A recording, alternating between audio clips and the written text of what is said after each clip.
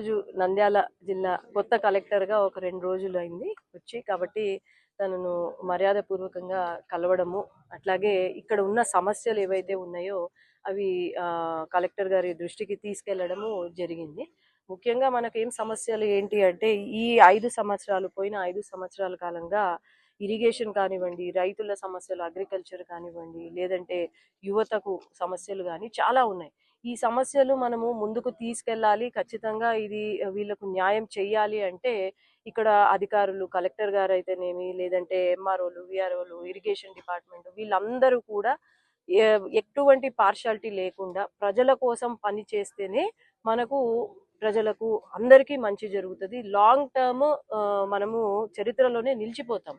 ఎందుకంటే ఈ 5 సంవత్సరాల కాలంలో ఎన్నో కష్టాలు పడినారు. ముఖ్యంగా రైతులు, వాళ్ళకు నీళ్లు లేక పంటలు వేసుకోలేక చాలా నష్టం జరిగింది.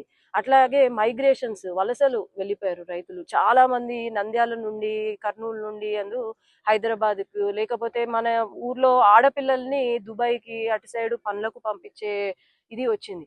దాన్ని తొందరలో ఆపాలి. ఇక్కడ వీళ్ళ రైతుల బతుకులు బాగు కావాలి, లేదంటే యువతకు ఉపాధి కలగాలి, లేదంటే మహిళలకు రక్షణ కలగాలి అంటే కూడా ఇక్కడ అధికారులు కూడా ఎంతో చక్కగా వ్యవహరించాలా, ఎటువంటి పార్షాలిటీ లేకుండా ప్రజలతో వెంట ఉండి పని చేయాలి. అదే నేను ఈరోజు కలెక్టర్ గారిని కోరుకున్నాను.